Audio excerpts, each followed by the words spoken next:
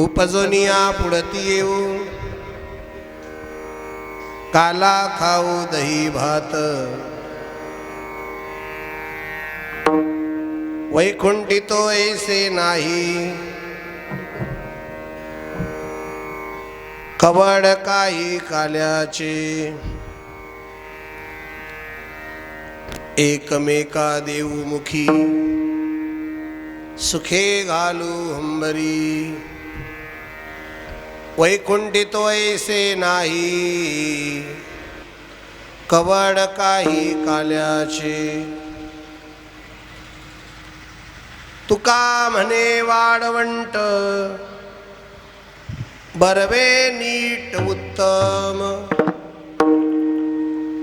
वैकुंठी तो ऐसे नाही, कवड काही काल्याचे. विभुं वेणुनादं चरन्तं दुरन्तं, स्वयं लीलया गोपवेशं दधानम्. गवामृन्दकानन्दनं चारुहासं, परब्रह्मलिङ्गं भजे पाण्डुरङ्गम्. नमो ज्ञानेश्वरा, नमो ज्ञानेश्वरा. निवृत्ती उदारा सोपान देवा, मुक्ताबाई नमो त्रिभुवन पावनी, आद्यत्रय जननी देवाची. शरण शरण हनुमंता, तुम्हालो रामदूता, काय भक्तीच्या त्या वाटा, मज दावयास बटा. कथेची सामुग्री ती अवसानावरी, नको जाऊ देव भंगा, गात्री माझी पांडुरंगा. सेवे लागी सेवक झालो, तुमच्या लागलो निज चरणा. अहो स्वामी तुकया देवा, यावरी न करावा अभेर. माझी वाणी तुझे वरणे गुण नाम, ऐसे देई प्रेम काही कळा, ऐसे देई प्रेम काही कळा,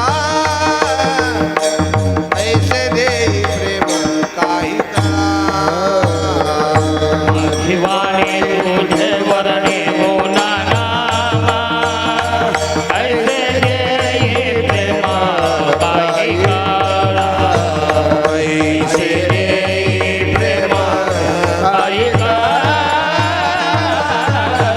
ऐसे देई प्रेम काही कळा.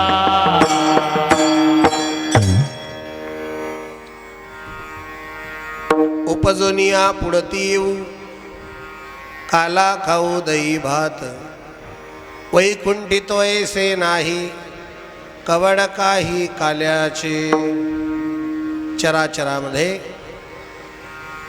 अदृश्य स्वरूपाने वास करणारी ब्रह्मचित्कला योगमाया, आदिशक्ती मुक्ताबाई,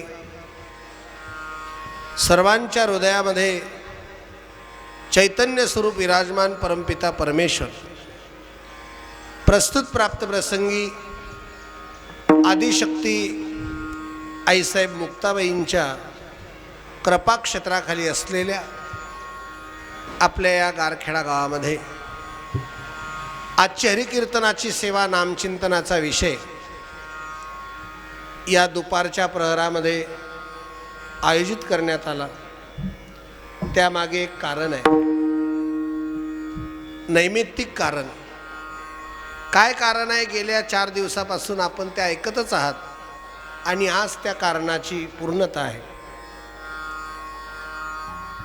पंढरीचे वारकरी, ग्रंथराज ज्ञानेश्वरीचे उपासक प्रतिवर्षी माऊली ज्ञानोबरायांच्या सोहळ्यामध्ये दिंडी क्रमांक 248 स्वतःही वारी केली आणि आपल्याबरोबर आपल्या सर्व समाज बांधवांना सोबत घेऊन ज्यांनी अखंड पंढरीची वारी, ग्रंथराज ज्ञानेश्वरीची उपासना केली, असे वैकुंठवासी हरिभक्तिपरायण गुरुवर्य श्री सुभाष महाराज पवार यांनी यावर्षी आषाढी एकादशीच्या पर्व काळावरती पंढरीची वारीही केली आणि वारी करून श्री पंढरीश परमात्म्याच्या पायाजवळ आले.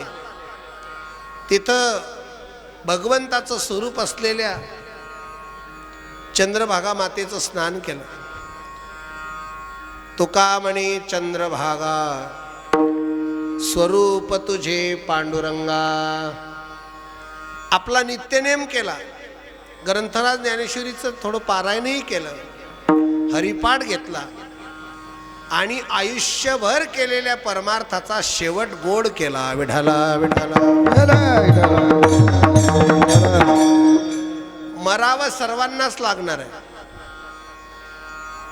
येथ नाही उरू आले अवतार. इथं अवतार सुद्धा आले पण ते थांबले नाही. बघा, कोणालाच मरण चुकवता येत नाही. शब्द पहा कशा. देवाचा बाप जरी असला किंवा देव जरी असला तरी त्याला इथं देह सोडावा लागतो. मरण आतापर्यंत कोणाला चुकवता येत नाही. पण ऐका, मरण सुधरवता मात्र येते. आपण मरण सुधरवू शकतो. आपण आयुष्यभर काय कर्म केलं याची पावती म्हणजे मरण. विठाला विठाला. शूर आहे की नाही? कधी होईल परीक्षा? पंक्तीत जे आले बसल्यावर ही व्यक्ती शूर आहे की नाही कसं ओळखाल? पंक्तीत बसल्यावर ओळखता येणार नाही. गावाच्या ओट्यावर बसल्यावर गप्पा मारल्यावर ओळखता येणार नाही. जेव्हा युद्ध चालू असेल आणि रणांगणामध्ये त्याने काय पराक्रम केला, शूर ओळखावा रणी. तसं आयुष्यभर परमार्थ केला की नाही केला, की डेकोरेशन केलं, प्रदर्शन केलं, याची परीक्षा केव्हा होईल? ती मरणाच्या वेळेला आहे. आयुष्यभर घेतलेलं भगवंताचं नामस्मरण जेव्हा तुमच्या अंतकाळामध्ये येईल तो तुमच्या जीवनातला सुवर्ण काळ. अंतकाळी ज्याच्या नाम आले मुखा. अंतकाळी ज्याच्या नाम आले मुखा. तुका म्हणे सुखा पार नाही. तुका म्हणे सुखा पार नाही. तुका म्हणे सुखा पार नाही. आयुष्यभर जर परमार्थ केला नसेल तर मरणाच्या वेळेला देवाचं नाव मुखात येऊ शकत नाही. जन्म जन्म मुनी जतन कराई. अंतकाल राम आवत नाही. एवढं कठीण आहे. तुम्ही ना रोजानं जरी माणसं ठेवले की आम्ही मरू त्यावेळेला आम्हाला चिमटे घेजून म्हणायला लावतो की राम म्हणा, त्या जिभेवर आपलं पाप येऊन बसेल आणि आपल्या मुखात राम येणार नाही. काही लांब. जन्म दुःख जरा व्याधी दुःख दोषानुदर्शनम. पण हरिभक्तीपरायण सुभाष महाराजांनी जो परमार्थ आयुष्यभर केला, साधला पर्व काळ.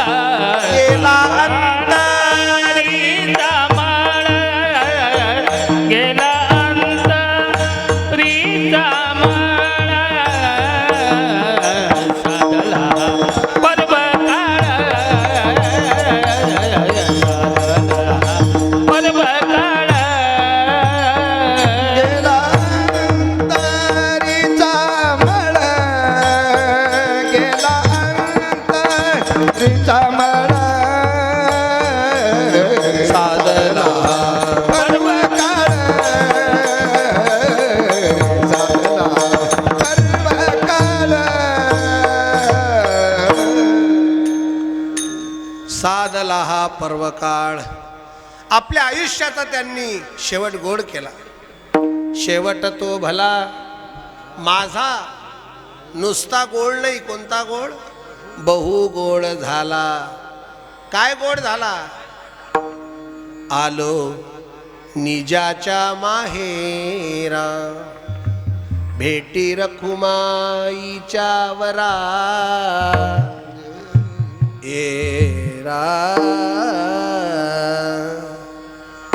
पंढरपूरच्या पांडुरंगाच्या पायाजवळ देह ठेवणं सोपी गोष्ट आहे. हे त्यांचं आयुष्यभर केलेल्या परमार्थाचं फळ आहे. आणि म्हणून त्यांच्या कुळामध्ये कुळी कन्या पुत्र होती जे सात्विक. त्यांचे सुपुत्र हरिभक्तीपरायण पंढरीनाथ महाराज, हरिभक्तीपरायण माणिकराव महाराज आणि ज्ञानेश्वर महाराज. वा, हे तिन्ही त्यांचे सुपुत्र, त्यांचा सर्व पवार परिवार, त्यांचे नातू वगैरे सर्व. तर या मंडळींनी पावसाळ्याचे दिवस असताना सुद्धा आपल्या या गावामध्ये ग्रंथराज ज्ञानेश्वरीचं पारायण केलं. आणि आता उत्तर कार्याचं म्हणजे तेरवीचं कीर्तन आहे आणि त्यातल्या त्यात काल्याचं कीर्तन आहे. पत्रिकेमध्ये 12 वाजता कीर्तन समाप्त आहे, 11:30लाच. शुद्ध पंक्ती भोजन 12 ते 4 होतं. पण जिथं आता कीर्तनाचं समापन व्हायला पाहिजे तिथं काय झाला, आरंभ झालेला आहे. कीर्तनाचा नियम कसा आहे मग की 2 तास केल्याशिवाय काही सोडता येत नाही.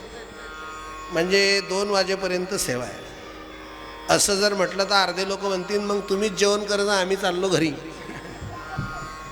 पण ऐकणाऱ्या मंडळींना मी थोडं आश्वासन देतो. काय आश्वासन आहे की नैमित्तिक कीर्तन जे असतं की नाही, ते नैमित्तिक कीर्तन हात दाखवान गाडी थांबवा. माऊली कसं असतं, हात दाखवायचा आणि गाडी थांबवायची. तसं हे तेरवीचं कीर्तन असतं. आपली वेळ झालेलीच आहे. ते काय असं कीर्तन झालं बुवा अर्धा तास झालं असं कोणी म्हणत नाही. कीर्तन झालं किंवा नाही झालं असंच कोणी म्हणतं. म्हणून अगदी 10 ते 15 मिनिटामध्ये 20 मिनिटामध्ये आपण ही सेवा भगवत चरणी समर्पित करतो. तुकोबाराय निवडलेल्या अभंगामध्ये असं म्हणतात की आम्ही या मृत्यू लोकामध्ये पुन्हा पुन्हा येऊ. का येऊ त्याचं कारण महाराज सांगतात की आम्ही काला खाण्याकरता येऊ. आता सुभाष महाराजांनी देह ठेवला, पण त्यांची एकच अपेक्षा आहे, हेची व्हावी माझी आस. काय असते वारकऱ्याची अपेक्षा, जन्मोजन्मी तुझा दास, पंढरीचा वार करी पारी चुकोने दी हरी. संत काय सांगतात, पंढरीचा वास, चंद्रभागे स्नान, अनेक दर्शन विठोबाचे. आता पुढचं चरण पहा कसं आहे, हेची मज घडो जन्मो जन्मांतरी, मागणे श्रीहरी नाही दुजे, आणि ते घडण्याकरता घेईन मी जन्म यासाठी देवा. आम्ही पुन्हा पुन्हा येऊ. येणं हातात आहे काय, स्वेच्छा अनिच्छा परेच्छा 3 प्रकारचं प्रारब्ध आहे. आपल्याला यावं लागतं, संत येत असतात, देवाला आणावं लागतं. येण्याचे 3 कारणं, पाप, कर्म आणि वासना. जन्म घेणे लागे वासनेच्या संगे. वासना येण्याकरता कारणीभूत आहे, कर्म येण्याकरता कारणीभूत आहे. केले कर्म झाले तेची भोगाले, उपजले मेले ऐसे की त्यगा कर्मे जे उरावे. आणि पुण्य, पाप पुण्य करूनी जन्म येतो प्राणी. पण या 3ही गोष्टी संतांकडे नाही. तुका म्हणे मी झालो अग्निरूप, लागो निधी पाप पुण्यंगा. खोडला विषय. वासनेचा जर विषय केला तर जनी वनी अवघा देव वासनेचा पुसावा ठाव. वासना शिल्लक नाही. आणि तिसरी गोष्ट आहे, कर्म शिल्लक नाही. सहज कर्मे ती झाली ब्रह्मार्पण. आणि तुकोबाराय म्हणतात आम्ही पुन्हा येऊ. पण ऐका, लक्ष देऊ, गर्भवासाचं दुःख फार मोठं आहे, ते भोगून येऊ.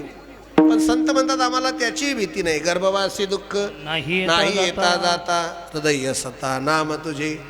रेल्वेमध्ये प्रवासाचं दुःख आहे, पण जो जनरल डब्यात बसला त्याला, ज्याचं रिझर्वेशन आहे त्याला काय टेन्शन आहे, तो कन्याकुमारीपर्यंत जाऊ शकतो. पण बिना रिझर्वेशननं जळगावपर्यंत एका पायावर तो म्हणीन डबल रेल्वेत बसणार नाही.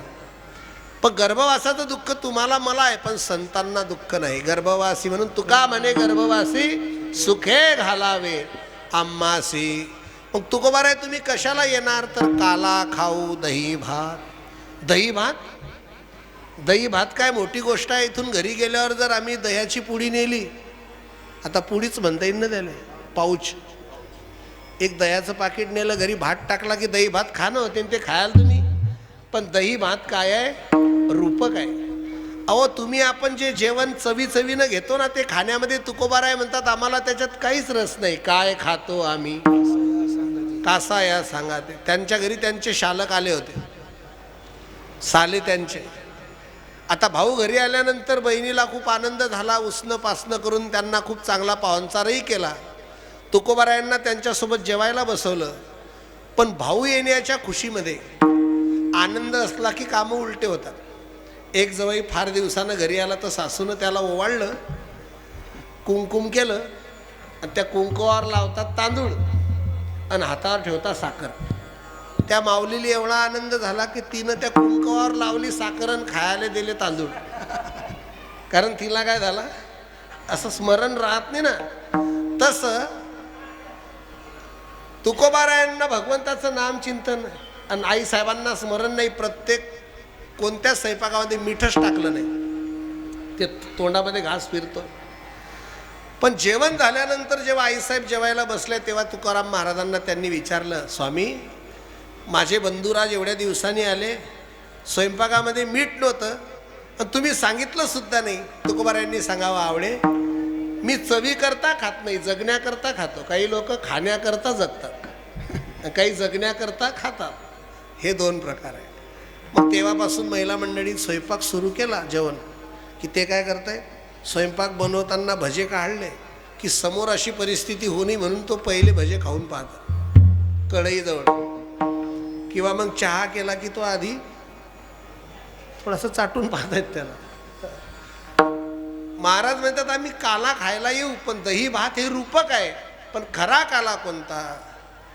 हरिनामाचा खिचडी काला, हरिनामाचा खिचडी काला, हरिनामाचा खिचडी काला, हरिनामाचा खिचडी काला.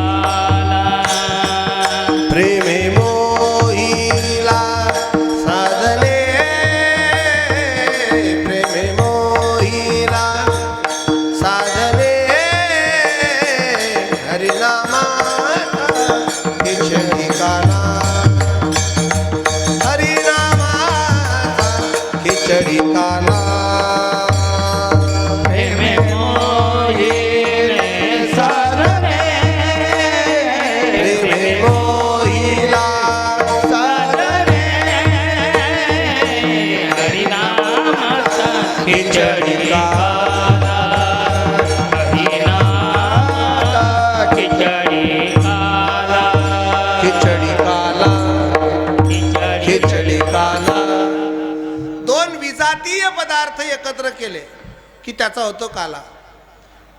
लाही आणि दही याचा काला होतो, दही आणि दही याचा काला होत नाही. तसं जीव आणि ब्रह्म तुका म्हणे काला कोठे अभेद देखिला. मग तो काला खाण्याकरता आम्ही येऊ, असं तुकोबाराय निवडलेल्या अभंगाच्या पहिल्या चरणात सांगतात. ए उपजनिया पुढती ये, उपजनिया पुढती ये, उपदुनिया मूर्तिये, उपदुनिया मूर्तिये. काला काबू दही भात, काला काबू दही भात, वैकुंठीचा ऐसे नाही, नाही हो. वैकुंठीचा ऐसे उपजोनिया पुढती येऊ आणि काय खाऊ? काला खाऊ दही भात.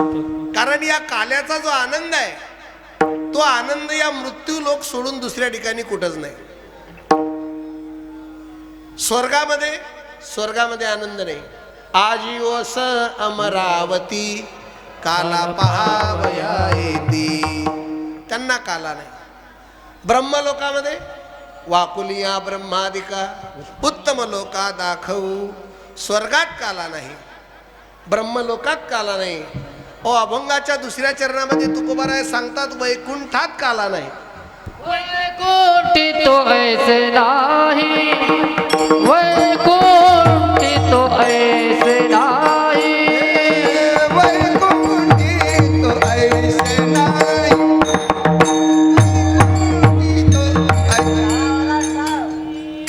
हे कवळ काही करते,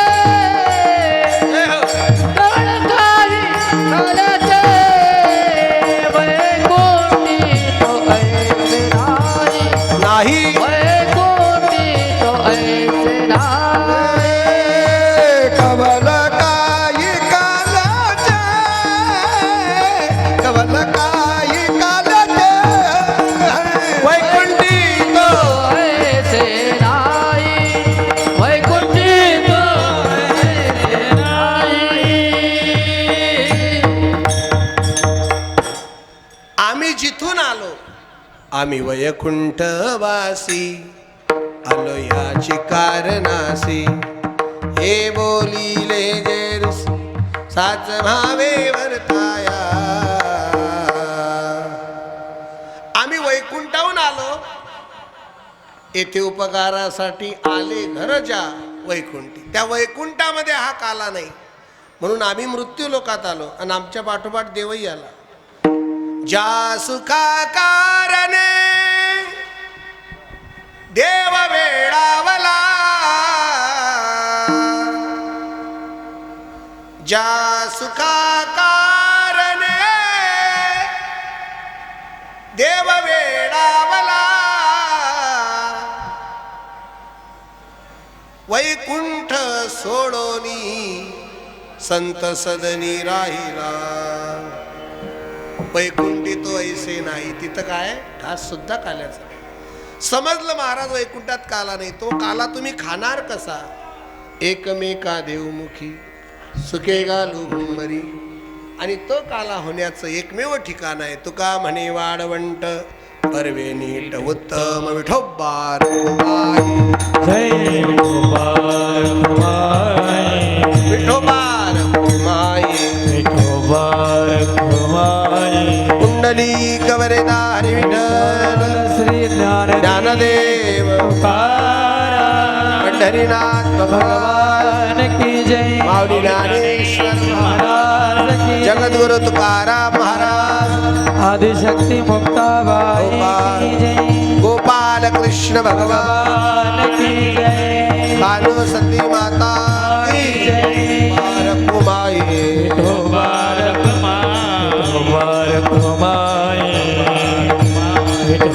आहे तुका म्हणे धर्म संस्थापने. केला नारायणी अवतार. नारायणे अवतार, नारायणे अवतार. भगवंताच्या अनेक अवतारापैकी एक नारायणाने अवतार केला गोकुळामध्ये. आणि अगदी बालवयामध्ये काग बगरिठा मारेले बालपणी अवघी दैत्य खाणी बुडविली. आणि भगवंताने सर्व गोपाळांना सुख दिलं, गोपिकांना सुख दिलं. कोकणीच्या सुखा अंत पार नाही लेखा. आनंदी आनंद गोकुळामध्ये आहे. आणि भगवंताचं जे अगाध चरित्र आहे याच्या कोड्या सांगू किती. महीपत्र सिंधू आटे. आता महीपत्र सिंधू जर आटते तर त्या भगवंताच्या खोड्या सांगण्याकरता आपल्याला वेळ किती लागेल. तर आयुष्य नाही जन्मचे जन्म कमी पडतील. 12:30 वाजलेले. मग आपण काय खोड्या सांगाव्या. एक जरी खोडी सांगितली तरी 1.5-2 तास लागून जाते. पण आपण काय करायचं तसे नाही खोड्या सांगायच्या. अनेक खोड्या नाही सांगायच्या. मुख्य काय सांगितलं संतांनी. ए दसे चरित्र केले नारायणे. रांगता गोधन. पहिले रांगत असताना आणि दुसरं चरित्र आहे गोधने चारत असताना.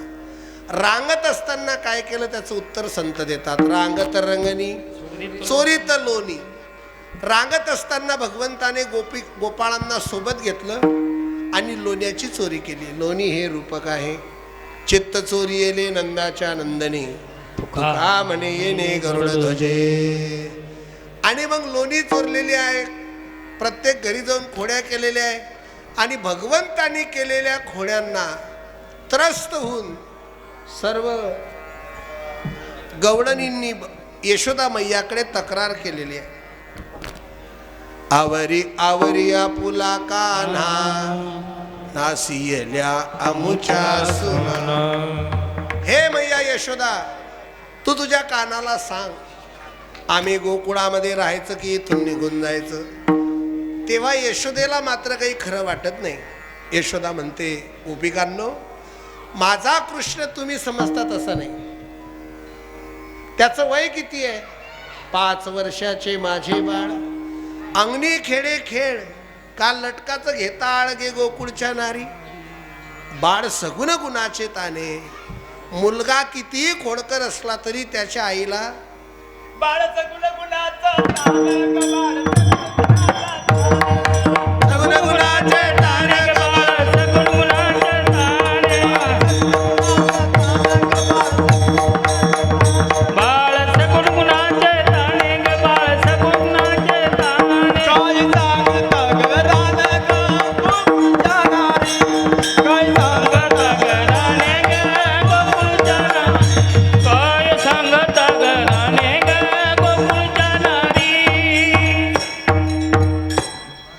सगुण गुणाचे ताने, बाळ दिसते गोजिरवाने, काय सांगता गाराने.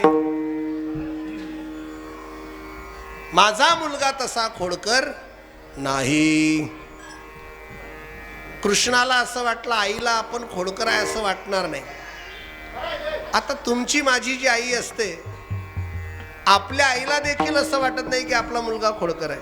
तिला वाटतं माझा मुलगा चांगला आहे, वाड्यातले मुलं खोडकर आहे. आणि त्याच्या नांदानंच हा बिघडला, पण याच्या नांदानं सरावाळा बिघडलेला असतो. मग सामान्य तुमची माझी आई जर आपली खोडी मान्य करत नाही तर देवाची आई खोडी मान्य कशी करेल. पण देवाला वाटलं जर खोडी मान्य नाही झाली तर पुढे काला होणारच नाही. म्हणून ए सोंग सारिले या रूपे अनंते, पुढेही बहुत करणे आहे. एक दिवशी मैया यशोदा घुसळण करत असताना भगवंताची शेंडी हातात आली आणि यशोदेला वाटलं आता याला घरी ठेवून काही फायदा नाही. म्हणून मैया यशोदा भगवंताला खांद्यावरी कांबळी, हातामध्ये काठी आणि भगवंताला यमुनेच्या वाळवंटामध्ये मैया यशोदेनं पाठवलं. गायी गोपाळ सवंगडे वना, घेऊनिया जाये खेडे नंदाचा कान्हा. आणि तिथं गेल्यानंतर भगवंताने ज्या अनेक लीला केल्या, खोड्या केल्या, सुंदर अशी बासरी परमात्मा वाजवायची. पावा घोंगडी घेऊन ही बाई, संगे गोपाळ घेऊनी गाई. वृंदावनी आले लवलाई, वेणू वाजविला वेणू वाजविला सुस्वरे बाई ओ बाई ओ बाई. पावा घोंगडी घेऊन बाई. सुंदर बासरी वाजवायचे, सर्व सवंगड्यांना सोबत घ्यायचे आणि नाना प्रकारे त्या यमुनेच्या वाळवंटामध्ये पंढरीश परमात्मा सर्व गोपाळांसमवेत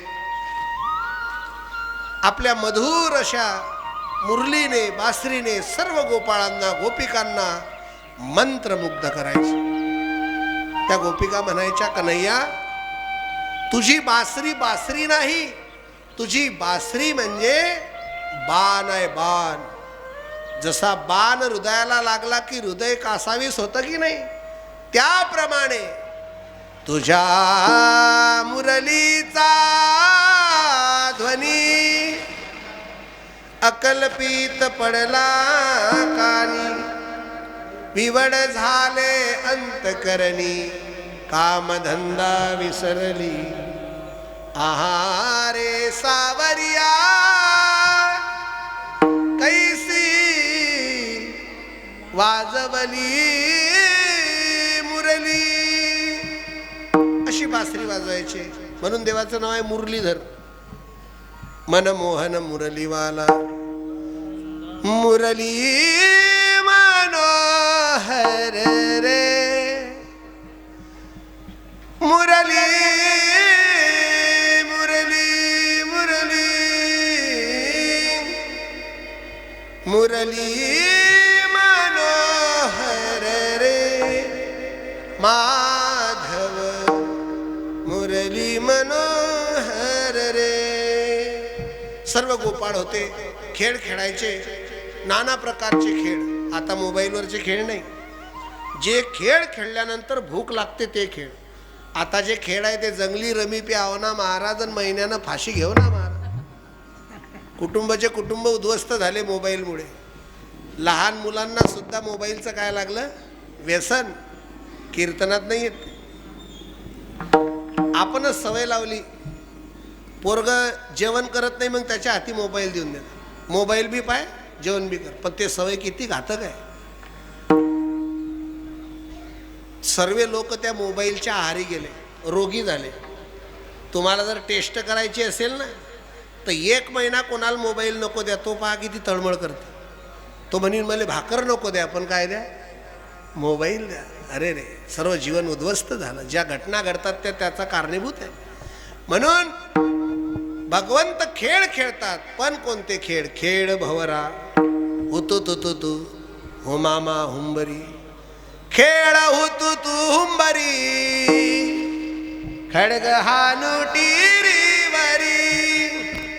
आता चालीला दळभारी, आमुचा यशोदेचा हरी गड्यानो, राजा की रे झाला कृष्ण, सिंहासनी बैसला. खेडे कान्हा यमुने तटी, राखी तो गोधने हाती घेऊन काठी. असा खेळ खेळता खेळता 12:40 झाले आणि पोरायनं देवाकडे पाहिलं. देवा,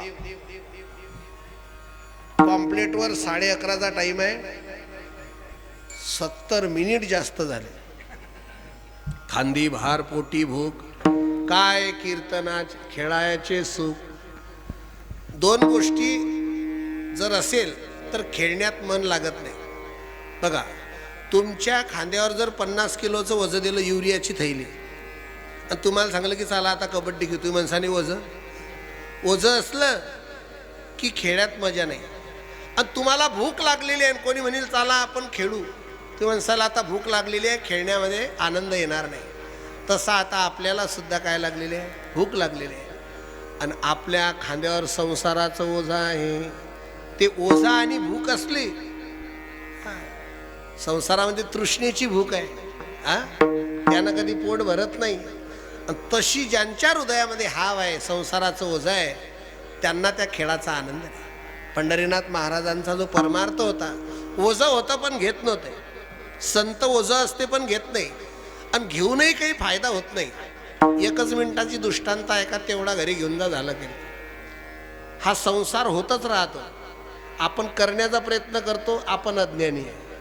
एक मनुष्य दुसऱ्या गावाला जायला निघाला, सासरवाडीला. पूर्वीच्या काळी दळणवळणाचे साधनं नव्हते, घोड्यावर जात लोक. घोड्यावर बसला, त्याला वाटलं सासऱ्याच्या गावाकडे दुष्काळ पडतो की काय. घरून त्यानं 30-40 किलो धान्याचं गाठोडं घेतलं, ते घोड्यावर पुढे ठेवलं, तो मागे बसला. सकाळचा घोडा निघाला आणि घोडा चालता चालता 12:40 झाले. आणि त्याला असं वाटलं की आपण सकाळच्या घोड्यावर बसेल आहे आणि ओझंही घोड्यावर आहे, घोड्याचा बी जीव आहे, घोड्याले ओझं झालं असेल म्हणून त्या दयावान माणसानं काय केलं, ते घोड्यावरचं ओझं उचललं आणि त्याच्या डोक्यावर ठेवलं. आणि तो कुठं बसलाय, घोड्यावर. आता त्याचं वजं, घोड्याचं वजं कमी झालं की याचं वाढलं. घोड्याचं वजं जेवढं होतं तेवढं होतंच, पण याचं वजं वाढून गेलं. बरोबर आहे की नाही. घोड्याचं वजं जेवढं होतं तेवढं होतंच, पण याचं वाढून गेलं. तसं संसारामध्ये हा संसार सुरू आहे. विनाकारण ओझं डोक्यावर घ्यायचं नाही. तुका म्हणे घालू तयावरी भार, वाहू हा संसार देवा पायी. संकल्प करायचा पण पारमार्थिक. हरिभक्तीपरायण सुभाष महाराज पवार यांचं छोटंसं स्मृती मंदिर आणि माऊली ज्ञानोबारायांचं मंदिर त्यांच्या घराजवळ बांधण्याचा संकल्प त्यांच्या मुलांनी आणि सर्व त्यांच्यावर प्रेम करणाऱ्या ज्यांच्यामुळे ते परमार्थाला लागली ती मंडळी, मार्गदर्शन त्यांचं मिळालं. त्यांना मानणाऱ्या लोकांच्या आणि सहकार्यानं येणाऱ्या काळामध्ये आपल्या भागातील लोकप्रतिनिधी, गावातील सरपंच साहेब, सर्व सदस्य मंडळी सर्वांच्या सहकार्याने तिथं सुंदर असं छोटे खाणी जिथं 200 लोक बसून कीर्तन ऐकू शकतील अशा सभामंडपासहित त्या मंदिराच्या बांधकामाचा एक संकल्प, पारमार्थिक संकल्प करायचा, सांसारिक संकल्प करायचा नाही. आणि म्हणून आपण अभंग म्हणायचा, नामा म्हणे केशीराजा केला नेम चालवी माझा. संकल्प करणारे आपण आहे आणि पूर्ण करणारा भगवंत आहे. मग अशा प्रकारचे खेळ भगवान परमात्मा खेळत होते. आणि खेळता खेळता दमली पोरे सर्वांना आवाज दिला, चला आवडू गाई बैसू जेऊ एके ठाई बहु झाली वनवन पाय पेटी आला शीन. सर्व गोपाळांना आवाज दिला, एरे गड्या वडज्या वाकड्या पेंद्या सुदाम्या सोड गाठोड्या शिदोरीच्या. आणि सर्वांना परमात्म्याने एकत्रित केलं आणि वाटी आपल्या निज हस्ते भाग्याचा तो पावे येथे. 4 दिवसापासून ग्रंथराज ज्ञानेश्वरीचं पारायण, हरिभक्त पारायण महाराज मंडळींचे कीर्तनं, ही नामसाधना त्यांच्या निमित्ताने झाली. ज्ञानदेव म्हणे झाला हरिपाठ पूर्वजा वैकुंठ मार्ग सोपा. त्या पूर्वजांचा वैकुंठाचा मार्ग सोपा होतो. आणि ते ज्या पर्वकाळावरती गेले त्या पर्वकाळामध्येच त्यांची मुक्ती आहे. द्वादशीचा पर्वकाळ आहे. आषाढी कार्तिकी विसरू नका मज सांगतसे गुज पांडुरंग. या आषाढीच्या पर्वकाळावरती त्यांनी देह ठेवला आणि त्यांच्या या उत्तर कार्याच्या निमित्ताने हरिकीर्तनाची सेवा हरिभक्तीपरायण गुरुवारी परमेश्वर बापूंची होती. काही कारणास्तव ते आले नाही. आमच्या शामराव भाऊंनी वेळेवरती फोन केला. कार्यक्रमाय वेळ होतो पण भगवंताने आज सुंदर असं आपल्याला भोजनाकरता कीर्तनाकरता खुलवाट दिली. तशी पाण्याची अत्यंत आवश्यकता आहे. लवकर वरून राजा प्रसन्न हो आणि खाली असलेल्या बळीराजाला सुखी करो अशी आपण भगवंताचरणी प्रार्थना करूया.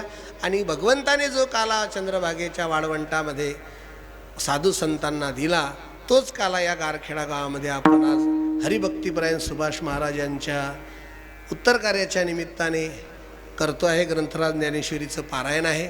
हरिभक्तीपरायण पंढरीनाथ महाराज आमच्या गुरुस्थानी असणारे या ठिकाणी उपस्थित आहे. हरिभक्तीपरायण आमचे माणिकराव महाराज आहे. हरिभक्तीपरायण एकनाथ महाराज आहे. शामराव महाराज आहे. हरिभक्तीपरायण संजय महाराज उमावत आहेत. हरिभक्तीपरायण अनिल महाराज पाटील आहे घोसल्याहून. अर्जुन महाराज आहे. हरिभक्तीपरायण ज्ञानदीप महाराज आहे. ही सर्व मंडळी या ठिकाणी उपस्थित आहे. आणि हरिभक्तीपरायण साठे महाराज आहे. सर्वांच्या हरिभक्तीपरायण नाही आमचे महाराज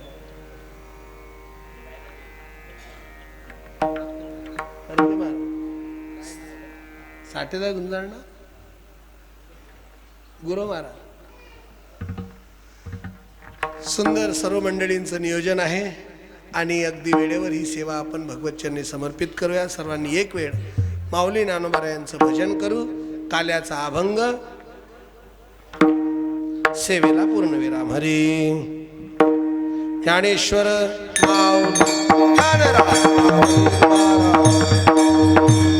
ज्ञानराज माऊली तुकाराम. ज्ञानेश्वर माऊली जय ज्ञानेश्वर माऊली ज्ञानराज माऊली. जय जय ज्ञानेश्वर माऊली ज्ञानराज. जय जय ज्ञानेश्वर माऊली ज्ञानराज माऊली तुकाराम. मानव देहामध्ये आपण आल्यानंतर साधना करण्याकरता हा देह मिळाला. पंढरीची वारी ज्ञानेश्वरीचं वाचन झालं पाहिजे. नाही खडतड आपण करू शकत. काही काही लोकांच्या साधकांच्या जीवनामध्ये खडतड प्रवास पायीवारी. आमच्या शामराव महाराजांनी सपत्नीक 2दा मैया नर्मदेची परिक्रमा केली. कानू सती मातेचा सप्ताह झाला आणि लगेच परिक्रमेला निघाले.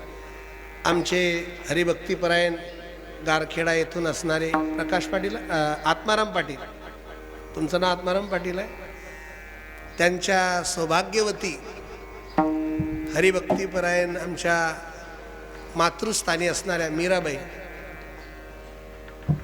यांचे 4ही धाम आमच्यासोबत झालेले. काशी, रामेश्वरम, द्वारका, जगन्नाथपुरी.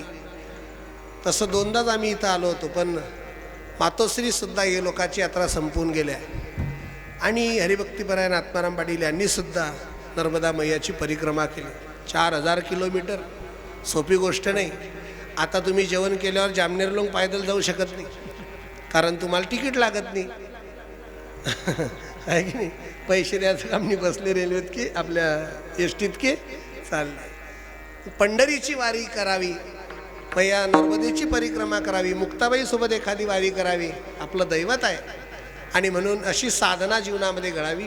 ती साधनाच आपल्या अंतकाळामध्ये आणि परलोकामध्ये करा हरिभक्ती परलोकी ये कामा चुकविल यमापासून या, त्या आपल्याला याही लोकामध्ये परलोकामध्ये कामात येणारी आहे. सर्व मंडळींच्या चरणी नतमस्तक होऊया आणि काल्याचा अभंग म्हणून सेवेला पूर्णविराम देऊया. हरी कंठी धरिला कृष्ण मनी अवगाजने प्रकाश काला वापुलिया ब्रह्मानिका उत्तम लोकाला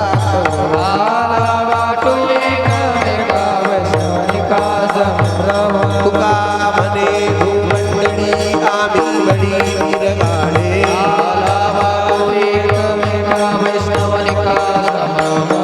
हय विठ्ठल जय जय विठ्ठल.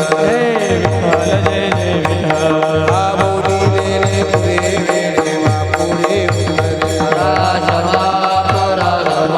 नाही उच्चारीला अधिकार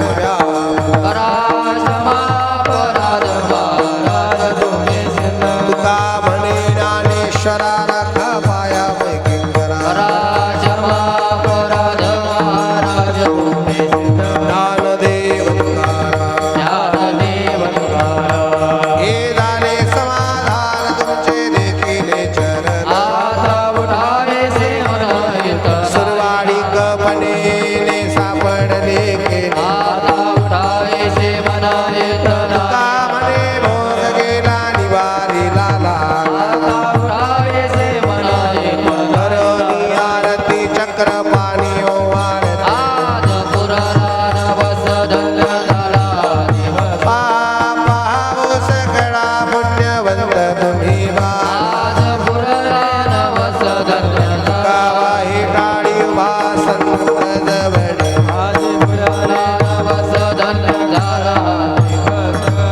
आरती ज्ञान राजा सेवंती साधू लोपले ज्ञान जगी नाव प्रगट गुह्य बोले विश्व ब्रह्मासी केले राम जनार्दने.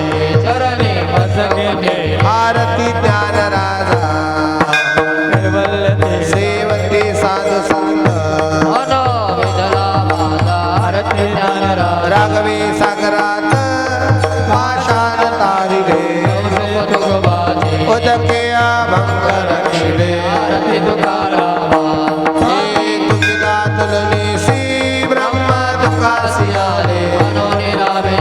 चरणी मस्तक ठेवले. स्वामी सद्गुरु